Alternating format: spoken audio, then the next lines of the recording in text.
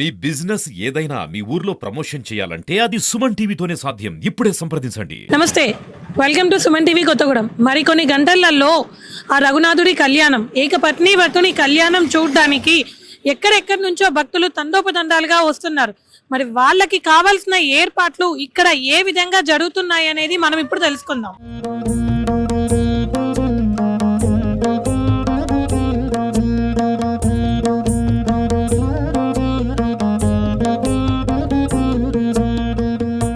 ప్రస్తుతం మనం భద్రాచలంలో ఉన్న ఫైర్ స్టేషన్ దగ్గర ఉన్నాము. ఇక్కడ మనతో పాటు fire station officer Chandrashekar Reddy garu ఉన్నారు. ఒకసారి సార్ని అడిగి కళ్యాణానికి జరిగే ఏర్పాట్లలో ఈ విభాగం నుంచి ఎటువంటి ఏర్పాట్లు అనేటివి జరిగాయి అనేది మనం తెలుసుకుందాం. సార్ నమస్తే అండి. సార్ మరికొన్ని గంటల్లో రాములవారి కళ్యాణం స్టార్ట్ అవుతుంది కదా, దీనికి సంబంధించి మీ ఫైర్ డిపార్ట్మెంట్ నుంచి ఎటువంటి ఏర్పాట్లు జరుగుతున్నాయి? ఇప్పుడు 10 సంవత్సరం జరిగే విధంగానే లాస్ట్ ఇయర్ మాదిరి ఇక్కడ వెహికల్స్ అన్ని డ్రా చేసుకోవడం జరిగింది. మొత్తం 4 వెహికల్స్ మన ఫైర్ డిపార్ట్మెంట్ సత్తుపల్లి, ఎల్లందు, వైరా మరి భద్రాచలం బండిని ఇక్కడ స్పేర్లో ఉంచడం జరిగింది. మళ్ళీ తర్వాత ఈ ఏదన్నా విపత్కర పరిస్థితి ఏదన్నా ఇప్పుడు హాట్ వేవ్స్ ఎక్కువ ఉన్నాయి కాబట్టి బయట నుంచి కూడా సింగరేణి KTPS నుంచి ఒక రెస్క్యూ టెండర్ తెచ్చుకోవడం జరిగింది. వాళ్ళ స్టాఫ్ను కూడా ఒక 20 మెంబర్స్ని అడిగినాము, ఇచ్చిండ్రు. వాళ్ళు కూడా వస్తారు. రేపు ఉదయం 6:30కి వాళ్ళు రిపోర్ట్ చేస్తారు. మేమైతే మా ఫైర్ డిపార్ట్మెంట్ అయితే ఈరోజు 3కి ఇక్కడ రిపోర్ట్ చేసి ఆల్రెడీ డ్యూటీలు కూడా అలాట్ చేసి డిస్పాచ్ చేయడం జరిగింది. అక్కడ టెంపుల్లో వచ్చేసి మిథిలా కళ్యాణ మండపం దగ్గర అయితేనేమి అక్కడ ఎలక్ట్రికల్ ఎక్కడైతే ఫైర్ అవుతుందో ఫైర్ అయ్యే ఛాన్స్ ఉన్న ప్లేస్లో ఒక మెన్నును పెట్టి, అంటే ఒక కానిస్టేబుల్ను, ఫైర్ డిపార్ట్మెంట్లో ఒక కానిస్టేబుల్ను పెట్టి ఒక ఎస్టింగ్విషర్ CO2 ఎస్టింగ్విషర్ని అక్కడ ప్రొవైడ్ చేయడం జరుగుతుంది. ఇక్కడ ఇన్ కేసు ఏదన్నా అనుకొని జరిగితే ఆ ఎస్టింగ్విషన్ తీసుకొని ఆ ఫైర్ చిన్నగా ఉన్నప్పుడే దాన్ని కంట్రోల్ చేయడం జరుగుతుంది. ఈ ఏదైనా పెద్ద ఫైర్లు అయితే ఆ చుట్టుపక్కల మన ఫైర్ ఇంజన్లు కంట్రోల్ చేస్తాయమ్మా. సో టోటల్గా ఎంతమందిని అలాట్ చేశారు దీన్ని? ఈ కళ్యాణానికి వచ్చాయమ్మా ఈ సంవత్సరం ఫైర్ డిపార్ట్మెంట్ నుంచి 59 మెంబర్స్, మా ఫైర్ డిపార్ట్మెంట్ నుంచి బయట నుంచి 20 మెంబర్స్ తీసుకోవడం జరిగింది. ప్రస్తుతం మనతో ఇక్కడ కొంతమంది భక్త బృందం ఉన్నారు. ఎక్కడి నుంచి వచ్చారు ఏంటి అనేది మనం తెలుసుకుందాం. అమ్మా, ఎక్కడి నుంచి వస్తున్నారు? గజ్వేల్ నుంచి వచ్చారా? ఎప్పుడు వచ్చారు? అంటే మీరందరూ ఒకటే యూనిఫామ్ లో ఉంది, మీది గ్రూపా? అంటే స్వామివారికి సేవ చేసుకోవడానికి వచ్చారా? ఎటువంటి సేవ చేస్తారు? అంటే మీ గ్రూప్ నుంచి స్వామికి ఎటువంటి సేవ చేస్తారు? స్వామివారి అక్షంతలు కలపడానికి, కూరగాయలు కట్ చేయడం, అన్నం పెట్టడం అన్ని చేయడానికి నిన్న వచ్చారు. నిన్న నైట్ వచ్చారు. సో ఇక్కడ వచ్చే భక్తులకి ఎటువంటి ఇబ్బంది అనేది కలగకుండా కూడా మనకి ఫస్ట్ ఎయిడ్ సెంటర్స్ ఏర్పాటు చేశారు. సో ఇక్కడ భక్తులకి ఎటువంటి ట్రీట్మెంట్స్ ఇస్తారు, ఎమర్జెన్సీలో ఏ ట్రీట్మెంట్స్ ఇస్తారు అనేది ఇక్కడ మనం డ్యూటీ డాక్టర్ని అడిగి తెలుసుకుందాం. మేడం నమస్తే. మేడం, రాములవారి కళ్యాణానికి చుట్టూ నేను కొన్ని ఫస్ట్ ఎయిడ్ సెంటర్స్ చూసాను. సో ఇక్కడ భక్తులకి ఎటువంటి ఎమర్జెన్సీ ట్రీట్మెంట్స్ ఇస్తారు?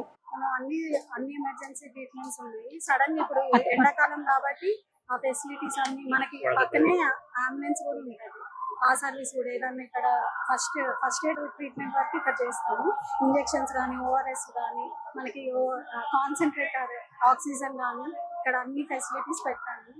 Facilities first aid treatment. కళ్యాణ మండపం చుట్టూట కూడా ఎక్కడైతే భక్తులు ఏ టికెట్లు అయితే తీసుకున్నారో 10,000, 5,000 VIP టికెట్లు, సో వాటికి అనుగుణంగా అంటే వచ్చిన భక్తులకి ఎటువంటి ఇబ్బందులు కలగకుండా ప్రతి దగ్గర కూడా సైనేజెస్ అని ఉన్నాయి. అతి దగ్గరగా మండపానికి దగ్గరగా 10,000 రూపీస్ టికెట్, దాని వెనుకకి VIP అని చెప్పేసి 5,000, ఆ తర్వాత దాని ప్రైస్ ని పట్టేసి ఒక్కొక్క డిస్టెన్స్ అనేది ఇవ్వడం జరిగింది. ఇక్కడ భక్తులు తీసుకున్న టికెట్లకి ఆ ప్రైజ్లకి అనుగుణంగా వాళ్ళు కూర్చునే దానికి అన్ని ఏర్పాట్లు కూడా ఇక్కడ ఈ మండపం చుట్టూ చేయడం అనేది జరిగింది.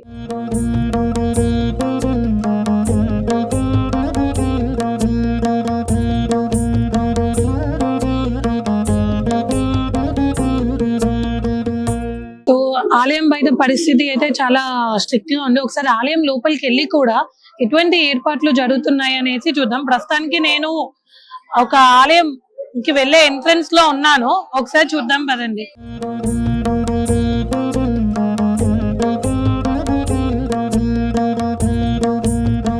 సో ఇక్కడ మనం చూసినట్టయితే ఆలయం గోశాల దగ్గర పోలీస్ అధికారులు ఎవరైతే ఉన్నారో వాళ్ళ సిబ్బందికి రేపు ఎలాంటి సూచనలు పాటించాలి, ఎలా అప్రమత్తంగా ఉండాలి అనే ఇతర సూచనలు అయితే మనం చూడడం జరుగుతుంది. ఇక్కడ దిట్టమైన భద్రత అనేది ఏర్పాటై ఉంది ఇక్కడ అని చెప్పి మనకి ఇక్కడ తెలిసిపోతుంది.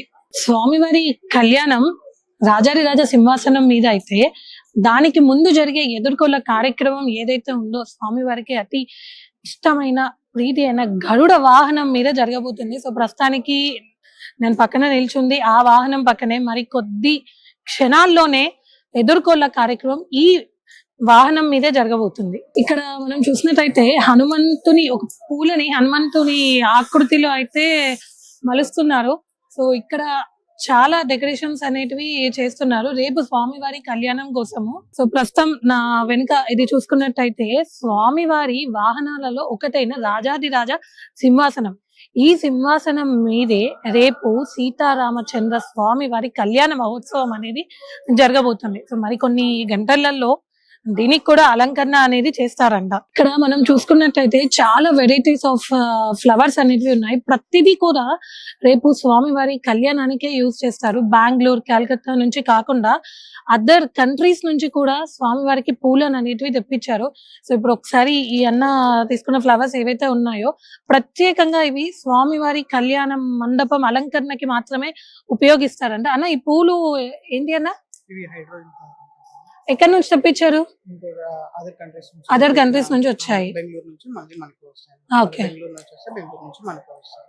ఇవి సన్ఫ్లవర్స్. సుమారు 35కి పైగా వెరైటీస్ ఆఫ్ ఫ్లవర్స్ ని రేపు కళ్యాణంలో యూజ్ చేస్తున్నారు. సో ప్రస్తుతం మనం ఇప్పుడు భద్రాచల ఆలయ టెంపుల్ ఇన్ఛార్జ్ చంద్రబాను సార్ తో ఉన్నాము. సార్ ని అడిగి రేపు కళ్యాణానికి బందోబస్తు అనేది ఎలా ఏర్పాటు చేశారు అనేది మనం తెలుసుకుందాం. సార్ నమస్తే. సార్ నమస్తే అండి, నా పేరు చంద్రబాబు. నేను ఇళ్ళ డిఎస్పీని. నేను ఈ టెంపుల్ ఇన్ఛార్జిని. మొత్తం లోన కానీ బయట కానీ అవుట్స్కట్స్ మొత్తం విఐపీలు వచ్చినప్పుడు కానీ భక్తులకు కానీ ఎలాంటి సౌకర్యాలు జరగకుండా దాదాపు మా దగ్గర ఒక డిఎస్పీ, 2 సిఐలు, 10 మంది ఎస్ఐలు, 2 ఉమెన్ ఎస్ఐలు, స్పెషల్ పార్టీ, రో పార్టీ అని రకరకాల మొత్తం దాదాపు 150 మంది నా దగ్గర ఉన్నారు. మా ఎస్పీ గారి ఆధ్వర్యంలో బందోబస్తులో ఎలా భక్తులకు ఎలాంటి అవాంఛనీయ సంఘటనలు జరగకుండా చూసుకునే బాధ్యతగా మేము చూస్తున్నామండి. రేపటి నుంచి స్పెషల్ దర్శనం, మా దర్శనం, ఈ దర్శనం ఏం లేదు, ఓన్లీ జనరల్ దర్శనమే. 100 రూపాయల దర్శనము. ప్రతి ఒక్కళ్ళు అదే క్యూలో రావాలి. పెళ్లి అయిపోయిన తర్వాత, కళ్యాణం అయిన తర్వాత, దేవుడు కళ్యాణం అయిన తర్వాత రష్ కొద్దిగా ఎక్కువ ఉండొచ్చు. ఆ టైంలో రష్ ఎక్కువ ఉన్నా కూడా మేము అడ్జస్ట్ చేసుకోవడానికి మా బందోబస్తులు మేము. Thank you so much sir.